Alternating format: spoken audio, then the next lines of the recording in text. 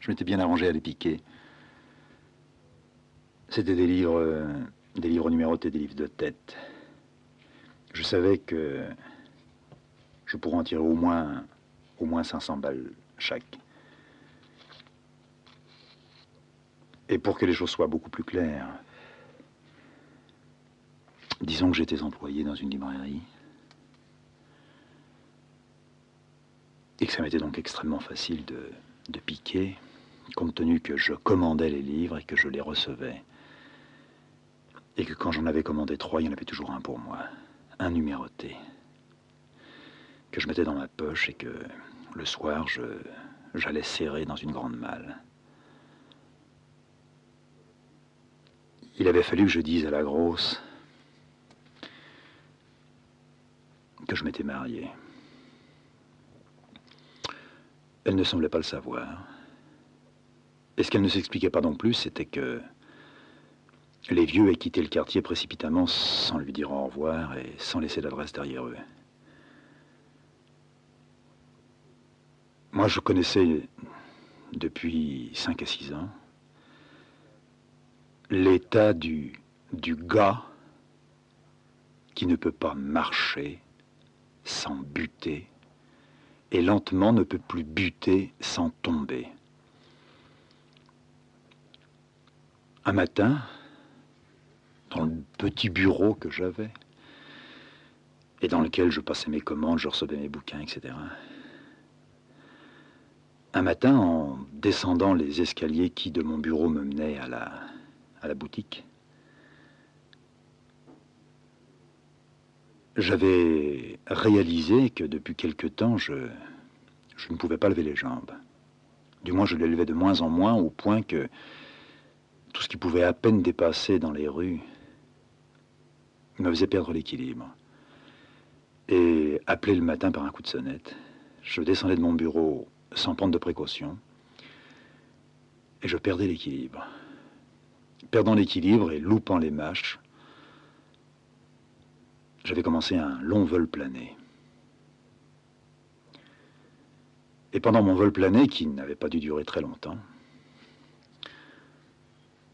je m'étais mis à souhaiter qu'en bas, sur le petit palier qu'il y avait juste avant de retrouver le sol, je m'étais surpris à souhaiter qu'il y ait une énorme baïonnette, et que je m'empale dessus.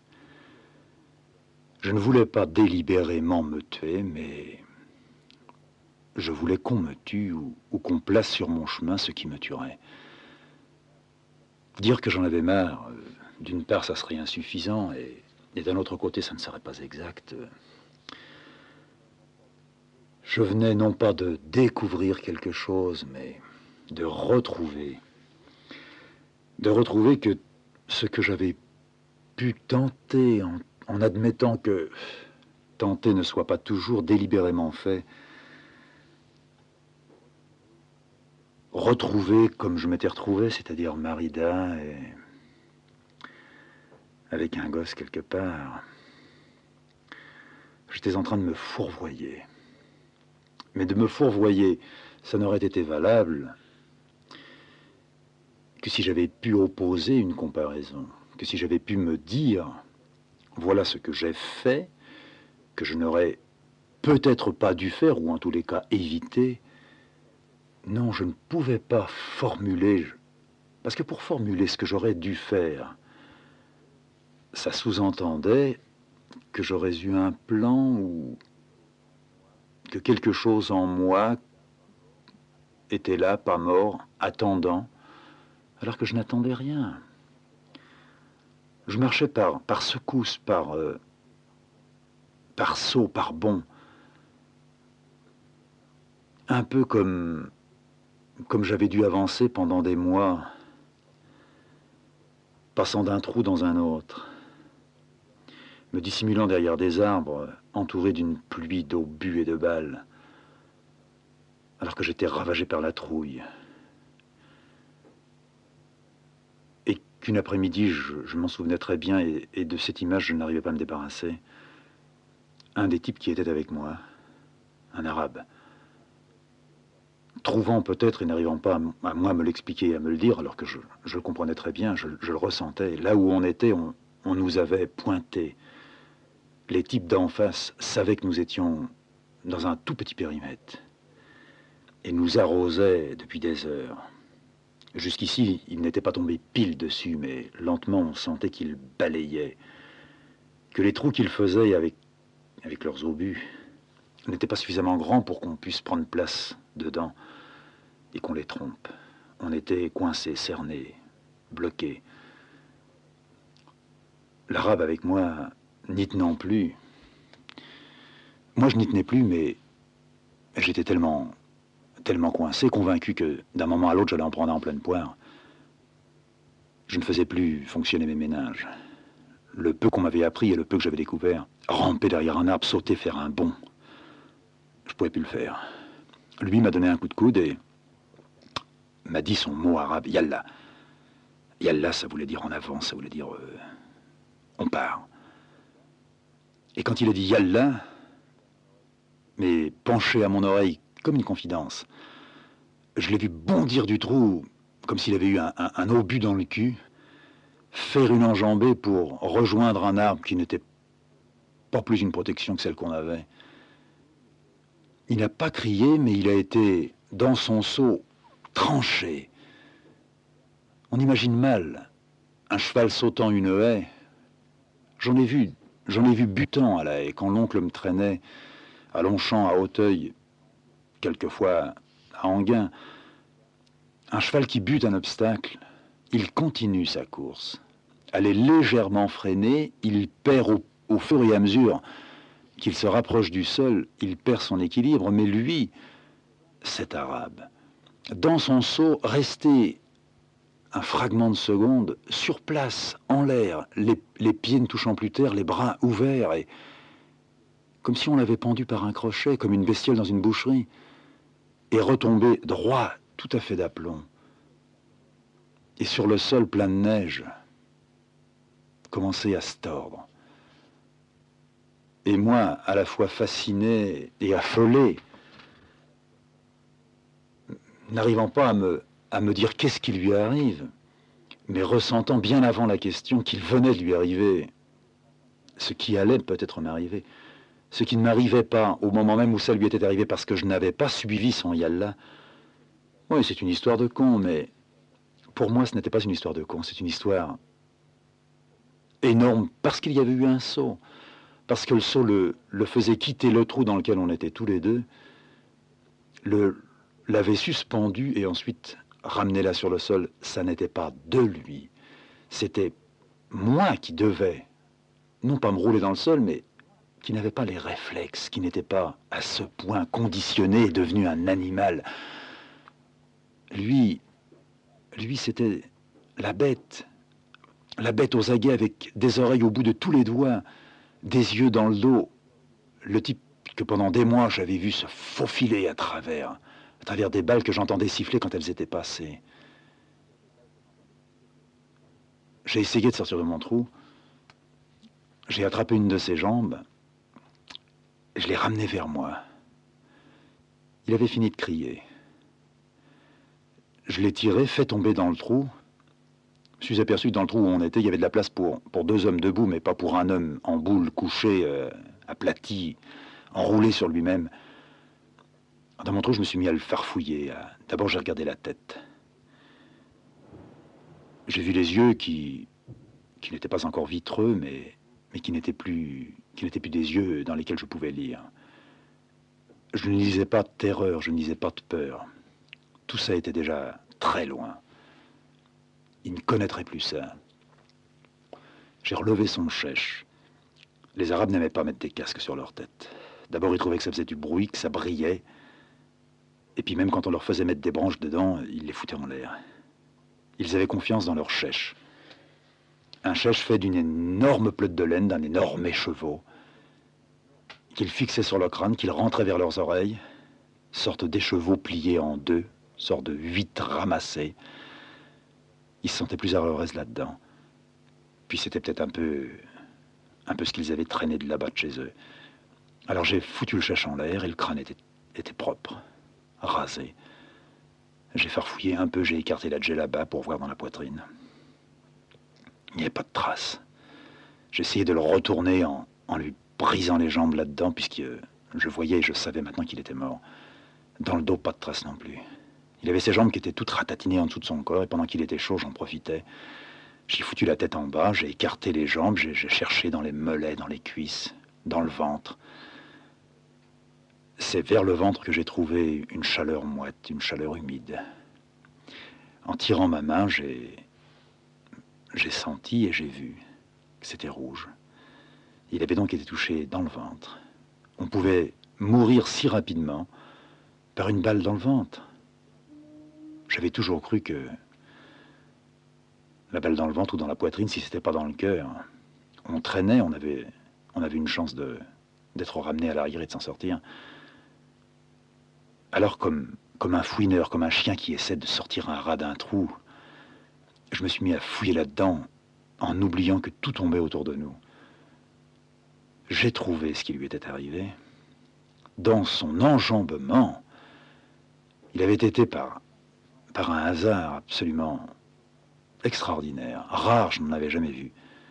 Il avait été tranché dans son sexe. Le sexe avait été coupé comme avec une lame de rasoir et devait balloter dans le fond de son froc. Et les couilles pendaient et l'arrêt du cul était ensanglanté. Mort donc si vite en étant touché là. Et en bien regardant, je voyais que la balle ou l'éclat avait dû remonter un peu en dessous des fesses, dans le cul, peut-être touchant un os. En fait, c'était ça. C'était de ça qu'il était mort.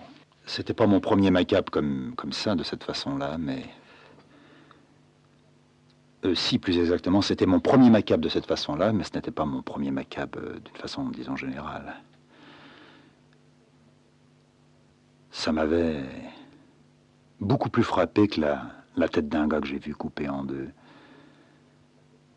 Ça me frappait beaucoup plus que ces hommes qu'on utilisait comme des détecteurs de mines.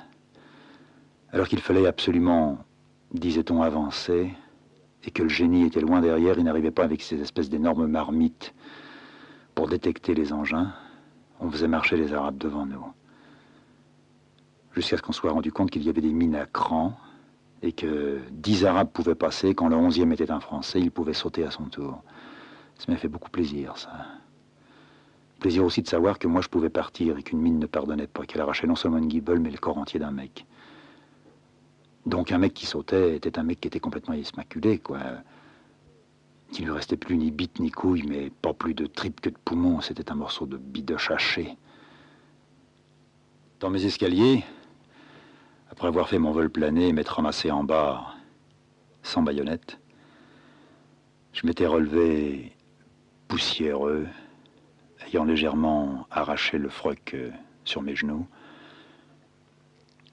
Et j'étais arrivé dans la boutique, en demandant « oui, on m'appelle », un peu étourdi par la chute que je venais de faire, et non pas inquiet, surpris d'avoir pu faire un tel bond non seulement sans m'être cassé les côtes, mais sans avoir perdu le sens de l'équilibre mental, c'est-à-dire de pouvoir, une seconde après, dire « on me demande », et on me demandait tout simplement un renseignement. Alors j'avais fait demi-tour, j'étais remonté dans mon escalier et j'avais constaté combien j'avais de peine à soulever mes jambes. J'avais remarqué que je butais, que je perdais un peu l'équilibre, mais après cette chute qui a été, disons, une étape particulière, je savais qu'à tout moment, donc, je pourrais tomber. Je pouvais me ratatiner. J'ai voulu mettre ça à l'épreuve, je suis remonté dans mon bureau, j'ai regardé mes entailles dans mon froc, j'ai enfilé un grand manteau qui cachait un peu mes genoux, puis je suis descendu par le même escalier en me demandant si, à nouveau, j'allais faire mon vol plané. Je ne tenais qu'à peine la rampe. Je voulais me mettre à l'épreuve et voir si ça allait revenir. Ce n'est pas revenu. J'ai traversé la boutique et j'ai dit je vais chercher les cigarettes, je reviens. Et dans la rue, j'ai marché. Il y avait un bureau de tabac juste à côté, mais je suis allé beaucoup plus loin. J'ai tourné. Je guettais les trottoirs et je les enjambais mal. J'ai pu en passer 4, 5, 6. Et puis le suivant, ça a été la chute. J'ai roulé par terre. On m'a aidé à me relever, on m'a secoué la poussière de mes vêtements. Et j'ai été pris de panique sur ce trottoir-là. J'étais redevenu seul. Je ne me décidais pas à refaire un pas en avant, car maintenant je ne buterais plus seulement dans les trottoirs, mais peut-être même dans une seule feuille morte, dans un clope, dans une allumette. Je voulais pas tenir le mur, mais si j'avais tenu le mur, j'aurais certainement retrouvé un peu plus de mon aplomb. J'ai voulu repartir, j'ai envoyé une jambe en avant, mais je l'ai envoyée dans ma tête, je ne l'ai pas envoyée vraiment. Je suis retombé, j'ai roulé. On m'a relevé. On m'a remis le long d'un mur et après m'avoir demandé si ça allait, j'ai dit oui, ça va, merci, laissez-moi. Je suis reparti. Je suis retombé. On m'a pris pour un poivreau. J'avais absolument rien dans le coffre. Et c'est de chute en chute que je suis revenu à la librairie. J'étais devenu un véritable clochard, avec des taches de flotte sur le corps, les cheveux dans les yeux. On m'a pas demandé ce qui m'était arrivé. C'était peut-être passé 1 heure, 2 heures. J'ai réussi à remonter dans le bureau à 4 pattes. Je me suis hissé sur une chaise comme on se hisse en haut d'un rocher. Et tout habillé que j'étais, tout poussiéreux, je regardais autour de moi. Les livres numérotés qui attendaient les clients. Celui que j'allais encore une fois barboter le soir et rentrer à la maison. Je me suis mis à avoir peur du placard, à avoir peur des livres. Ça n'a pas duré longtemps, mais suffisamment de temps pour que je sente que quelque chose était en train de se tramer. Que dans un coin de mon corps, une marmite attachait, que bientôt tout allait brûler. À ma manière et sans me formuler, je connaissais un petit enfer moral, parce que je savais que j'avais un ennemi que je m'étais choisi, qui était en train de me rouler dans la patte, qui bénéficiait non pas de ma faiblesse, mais de ce glissement, que je ne pourrais pas, à partir de ce jour-là, le soir, rentrer et discuter, rentrer dans le jeu de la discussion qu'on me soumettait et me débattre. Je savais qu'à partir de cette journée de chute et de bûche, j'allais commencer à baisser les bras. C'est exactement ce qui s'est passé quand je suis rentré chez moi le soir.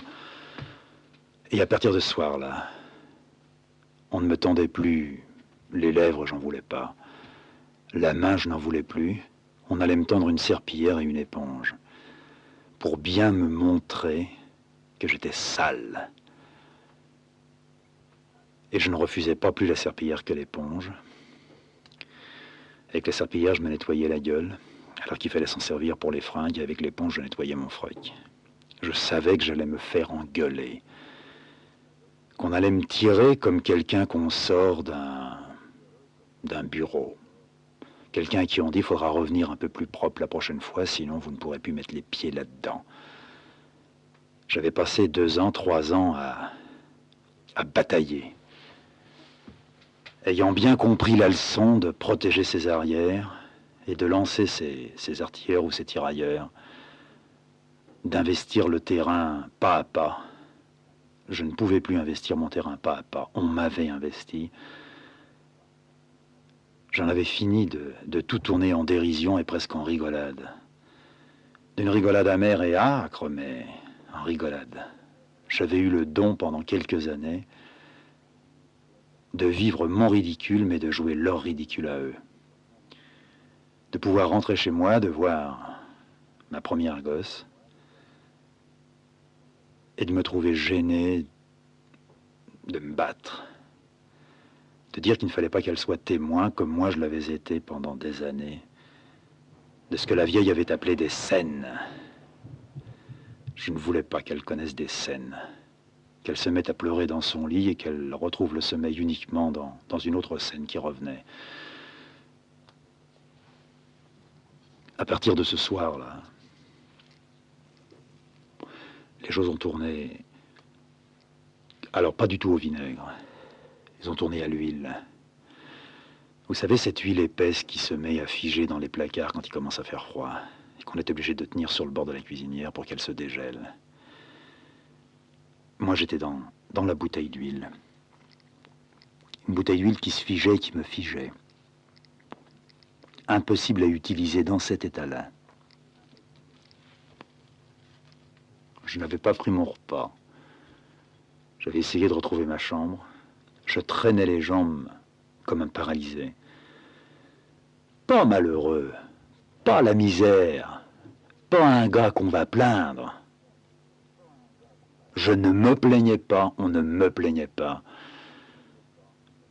J'avais mis ma tête dans un trou, et j'allais m'apercevoir que le trou était extrêmement long. Un trou que j'avais creusé moi-même. Moi, je suis une ordure. Ouais. Je me connais. Je me connaissais aussi, là. D'une façon différente de maintenant, mais je savais que j'étais le chancre. Le chancre qui vit sur lui-même, mal de lui-même, et qui se régale à pourrir autour de lui les bords de sa plaie et les bords de la plaie des autres. Moi, je sais que je suis un fumier. On n'avait pas besoin de me le dire. D'abord, on était beaucoup plus correct. On me disait pas, vous êtes un fumier ou tu es un salaud. On me disait, c'est honteux. Mais ma honte, je la voulais. Cette honte-là, je l'assumais.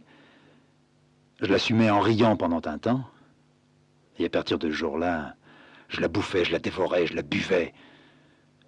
Je voulais être un tas de merde ambulant, une sorte de poubelle dans laquelle je me vautrais. Ah, j'avais décidé de prendre femme. J'avais décidé de bouffer ma connerie. Mon erreur, même, jusqu'au bout, mais n'avais-je pas, depuis le commencement de ma vie, été foutu, bousculé, rentré, poussé de force dans un sac? Ouais, ça, je le savais. On m'avait dit, c'était des cons, mais les cons existaient. On m'avait dit que je voulais vivre avec eux, que j'allais vivre avec eux, que j'avais joué cette carte-là. Je devais bouffer ma carte, je devais bouffer ma connerie. Je ne m'étais pas du tout dit, je changerais. Je savais, je voyais que je ne pouvais pas changer. J'avais qu'à me référer légèrement à ce que j'avais vécu 1 mois, 1 an, 2 ans, 10 ans avant. On ne sort pas d'un trou, on creuse un trou. De ça, j'avais la conviction et j'ai la conviction.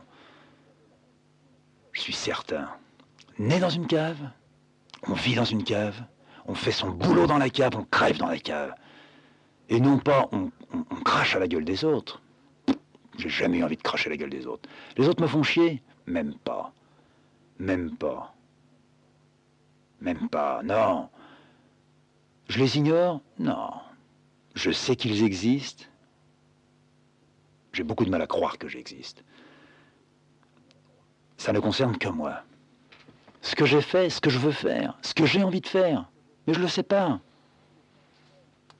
C'est pas parce que je suis ici ou que j'étais hier. J'étais n'existe pas. Il y a un vague besoin qui voudrait que, en moi, j'arrive à rien, mais que j'arrive à ce rien-là. Que je vive dans le vide, mais que je trouve l'exercice de mes fonctions, si l'on veut, dans ce vide. Moi, quand je grattais pas quand j'étais gosse ou avant de partir, mais quand je grattais après, là, dans cette boutique, je lisais. Non pas au commencement, car au commencement, je me suis mis à lire en type mécanique, qui lit pour avoir une contenance, pour avoir une allure, pour créer une façade. Cette façade-là, je l'ai maintenue pendant un temps. Je me suis laissé attaquer, pas torpiller, bombarder, à la fois par des questions et par des railleries. J'étais bien l'homme que j'étais, c'est-à-dire que je sortais de la merde, de la fange. On me foutait mon nez dedans. Ça m'était égal. Je voulais remettre mon nez dedans, mais sans savoir comment m'y prendre. J'étais ou trop envahi de merde, ou ayant autour de moi construit un mur étanche qui me permettait de ne pas toujours sentir la merde. J'ai joué un peu, pas longtemps. Les livres que je lisais m'étaient à la fois utiles en sens qui me faisait passer le temps, mais sinon l'utilité du livre, je continue à la trouver nulle. Quand j'ai lu un livre, je le referme. Je suis ce que j'étais. Quelquefois moins que j'étais.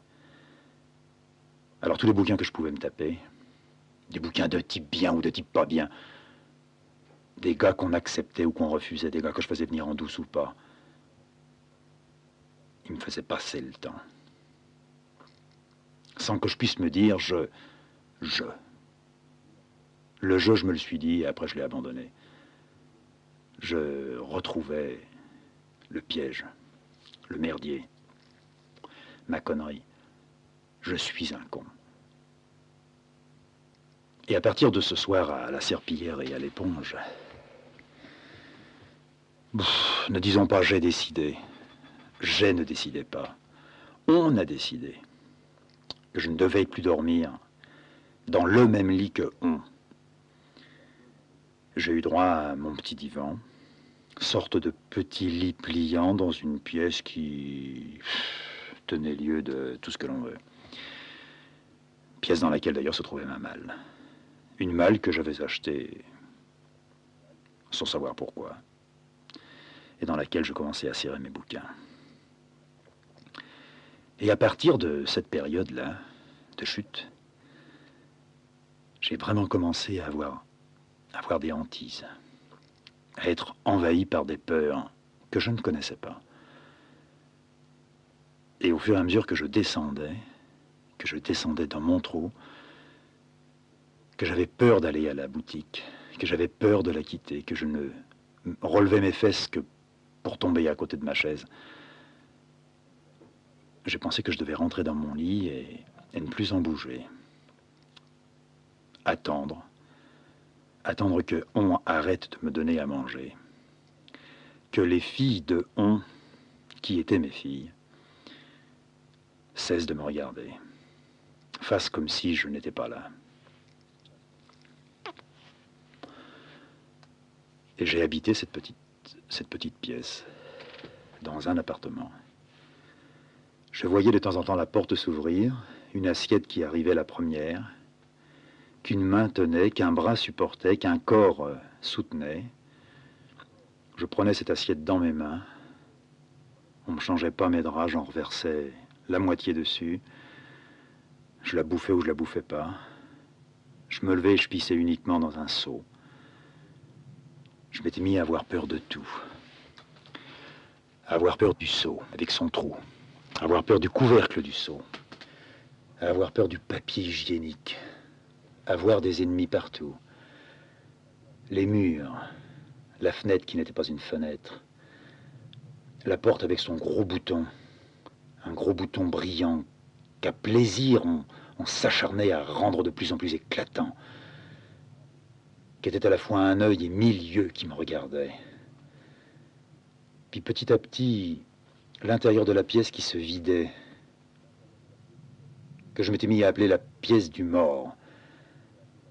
On avait retiré une chaise, 2 chaises, 3 chaises, les chaises. Puis comme la table n'était pas utile, on l'avait sortie aussi. On la sortait dans mon sommeil, dans mon réveil, mais je ne voyais pas. Je voyais leur absence une fois qu'elles étaient parties, mais je ne voyais pas leur départ. On a tout défait, tout retiré des murs sur lesquels quelques tâches, quelques-uns de mes travaux, que pompeusement j'appellerais mes travaux maintenant, que j'avais fait.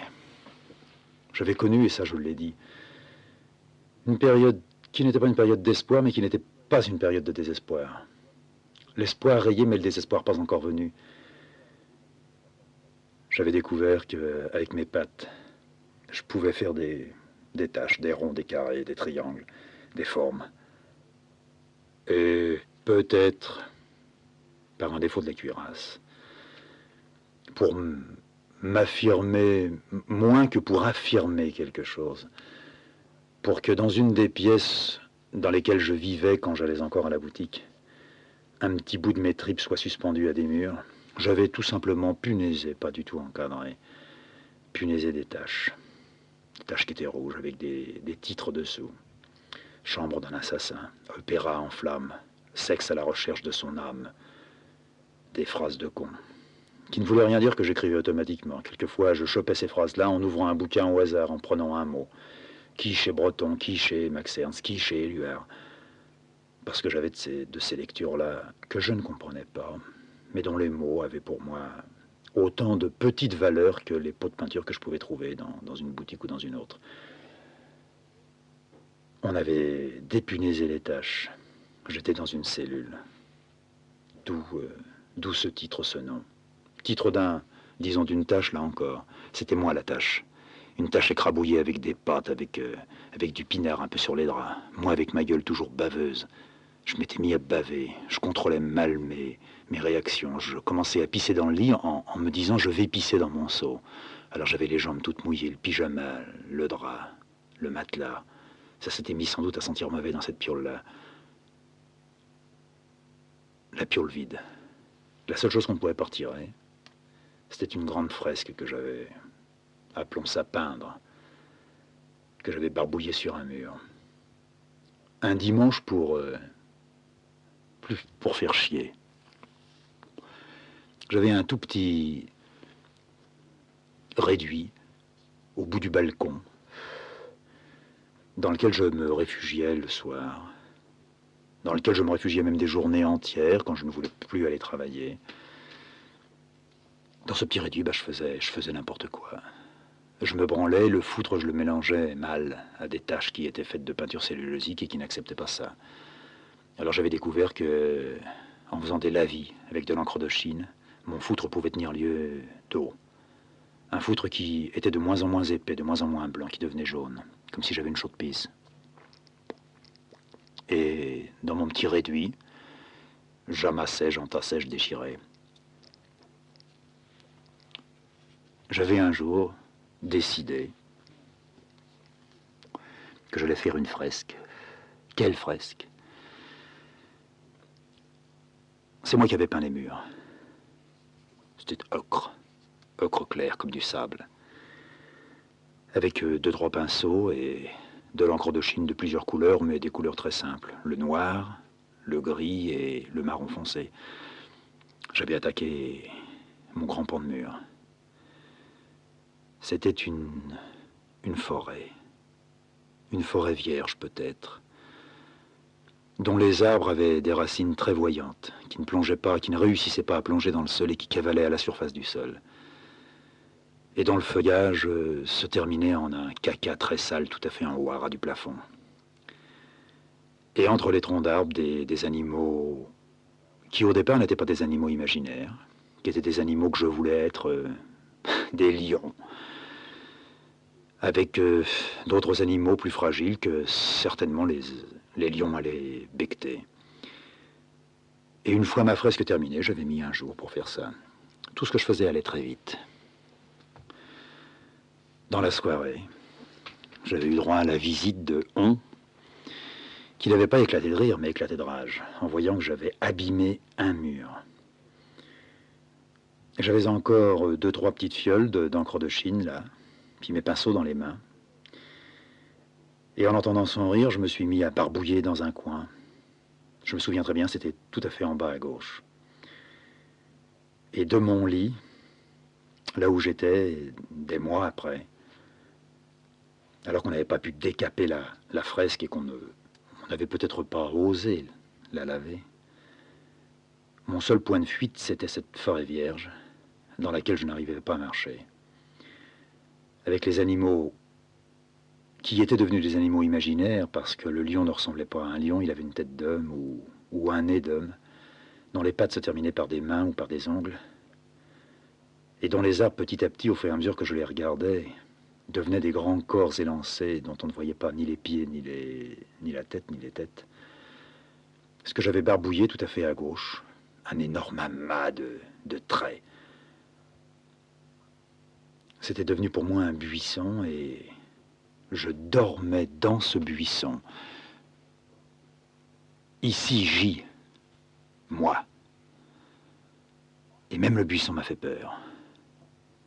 Aussi peur que le bouton de porte.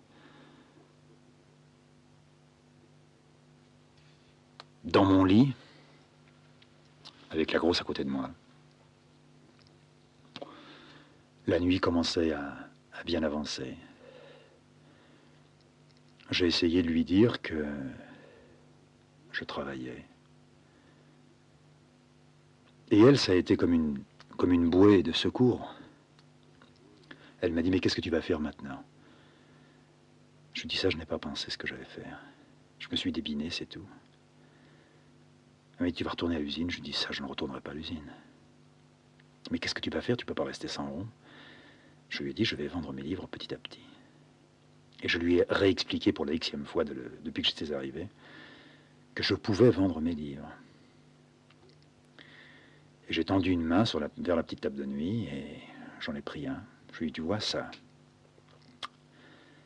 vaut 500 balles.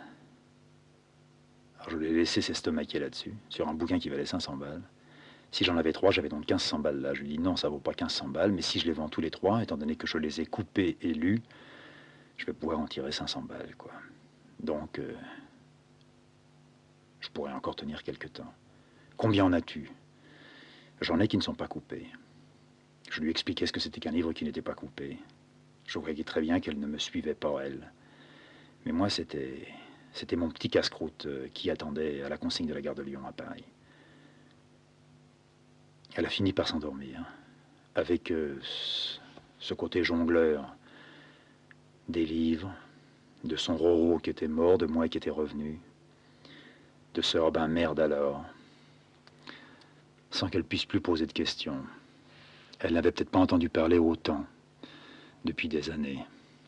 Plus personne ne venait la voir et il me semblait qu'elle s'endormait paisiblement.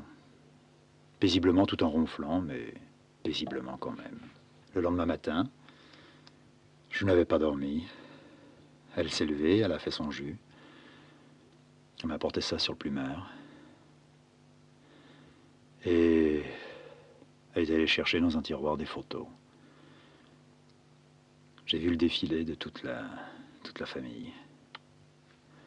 Les siens, que je reconnaissais très bien. Quelques photos du père, de la mère, de moi. Ça me rappelait une photo que mon père avait tenu à prendre quand j'avais 19 ans. Une photo que je haïssais. Non pas qu'elle ait été mal faite, mais elle me représentait à poil avec un slip. Il avait tendu un drap derrière moi dans la chambre de l'appartement. J'avais mon corps. Un corps très souple. Les 2 poings en avant dans une garde assez mal tenue. On aurait pu me cueillir au menton. Une énergie dans le visage. Cette photo que mon père avait faite agrandir était multipliée dans presque toutes les pièces. Il y en avait une dans la cuisine, une dans l'office, une dans leur chambre, sur la cheminée, une dans la salle à manger, une dans le salon, d'un format d'au moins 20 sur 30. Retouché. Le fils en tenue de boxeur. Et en regardant les photos que la grosse me tendait, j'essayais de voir si par hasard elle avait, parmi toutes celles qui étaient dans ce paquet, une photo plus grande que les autres dans laquelle je me serais retrouvé. Et elle avait cette photo. Elle m'a dit, quand je pense que tu as été ça. Je lui ai dit, oui, je suis autre chose maintenant et je suis peut-être mieux qu'à l'époque. Elle n'arrivait pas à le comprendre. Elle remettait ses pieds dans le boulot, qu'elle n'avait pas de rond, qu'elle pouvait me nourrir pendant 10 jours, 15 jours, et qu'après, il faudrait qu'elle aille à la mairie, qu'elle redemande son secours. Elle me faisait comprendre, non pas que je devais partir de là, mais que je ne devais pas pouvoir penser vivre là. Que ce n'était peut-être même pas, à la limite, une vie pour moi. Je n'avais pas pensé à tout ça. Je me revoyais arrivant avec ma petite valoche et mes fringues dedans. J'avais 100 berges, j'en avais peut-être 100. peut-être 30. Quand le train était rentré, je m'étais remis à penser à toutes ces promesses que j'avais voulu tenir et que je ne tenais pas. À ce regard en arrière que je ne voulais plus rejeter. Au feu. Cette impression de feu que j'avais dans moi et que j'avais autour de moi, léchée continuellement par des flammes. La manière que j'avais eu une fois de traverser la plus grande avenue de la ville dans laquelle j'étais. Je me mettais sur le bord du trottoir et je guettais à droite et à gauche les voitures. Je me mettais comme les vieux, au feu de signalisation rouge, orange, vert. J'avais de plus en plus peur à traverser les artères. Je me mentais, mais je savais que là, j'étais vrai. Que si je ne guettais pas le vert, je risquais de passer sous une bagnole. Mais il y avait une lenteur en moi. Le vert passait à l'orange. Les voitures commençaient à freiner. Moi, j'aurais dû commencer à prendre mon élan. Je ne réussissais à faire mon premier pas que quand j'étais déjà au rouge. Et quand j'arrivais au milieu, il fallait que je me mette à cavaler pour ne pas me faire écrabouiller. Et les derniers 3, 4 ou 5 mètres qui me restaient à parcourir, je les faisais courber sous les balles. Et quand j'atteignais le trottoir, quelquefois, je me rétamais par terre. Et puis, au fur et à mesure que le temps passait, je partais au rouge et j'arrivais au milieu de l'artère. Tout était au vert. Et les voitures commençaient à passer. Les premiers temps, je restais là, figé droit comme un poteau télégraphique. Mais ces voitures qui me passaient derrière moi et devant moi, qui commençaient à klaxonner, à m'engueuler, me créaient une véritable terreur. Jusqu'à ce qu'un jour, dans les mêmes circonstances et avec les mêmes mouvements, arrêté dans le milieu de l'avenue, des voitures me frôlant de plus en plus près, ou ne me frôlant pas, mais moi croyant qu'elles me frôlaient, je me suis couché par terre. Et j'ai rampé. Et alors, j'ai rampé. Pas au milieu des voitures, j'ai rampé dans le sens de celle qui avait la même direction que la mienne. Jusqu'à ce qu'on me tape sur l'épaule, qu'on me relève, que je ne vois pas que c'était un cogne, qui m'amène de l'autre côté. Il a dû croire que j'avais ma cuite. J'arrivais pas à parler, je devais être ou blanc ou rouge. Puis petit à petit, tout est revenu. Je lui dis, c'est rien, j'ai eu un malaise. Il m'a laissé. Seulement, je ne pouvais traverser l'avenue, que je devais traverser pour arriver à la boutique, qu'à cet endroit. Elle était coupée de dizaines de feux verts. Mais c'était celui-là, à celui-là que je devais me présenter comme à l'appel. Comme si j'allais assister là à la levée des couleurs et que le signal vert, orange, rouge était mon signal. Et comme le flic était, pendant peut-être des jours ou des semaines, le même flic à ce croisement-là, ça devait mal se passer. J'ai essayé de ne pas m'accroupir, de traverser au milieu des voitures, de ne pas me faire choper. Et en arrivant de l'autre côté, content, fier d'avoir gagné un peu sur moi-même, je me suis appuyé au bazar en ferraille où il y avait les signaux. Puis j'ai respiré un grand coup. Je me disais pas, je vais faire ça tous les jours, mais ce soir, ça se passera de la même façon. Il faut que ce soir, Donc vous voyez que je n'étais pas un type à me projeter à des semaines ou à des mois en avant. L'avenir et le passé se réduisaient à quelques heures. Ne pas tomber dans les escaliers du bureau, bouffer sur le coin de ma table, éviter de descendre dans la boutique. J'ai passé ma journée à me fortifier, à me concentrer sur la sortie. On fermait à 7 heures. Et vers 7h30, à traverser cette immense avenue. Dans l'après-midi, j'ai pas eu de peau. J'ai été appelé avec insistance par la petite sonnette. Il fallait que je descende et je suis descendu. C'était une salope de cliente que je ne pouvais vraiment pas blairer.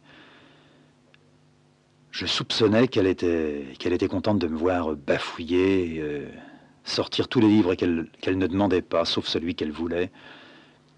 Elle se régalait.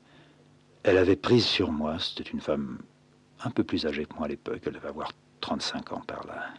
Une de ces femmes qu'on trouve bien faite, bien roulée, sûre d'elle, qui fumait pendant que je lui choisissais ses livres. Et elle est arrivée, cette femme, en ayant décidé que c'était moi qui, tout en étant occupé, il y avait une employée là qui savait que je commençais à mal carburer. Et elle lui avait proposé, je l'ai su par la suite, de lui donner le livre qu'elle voulait. Non, c'était moi, le monsieur qu'elle voulait, dans un jour mal choisi. Je mettais facilement 10 minutes à descendre les escaliers. Il devait y avoir 11 marches. 11, ouais, je me souviens. Je suis arrivé vers elle, madame, et elle venait de décider d'avoir un abonnement à ce qu'on appelait un cabinet de lecture.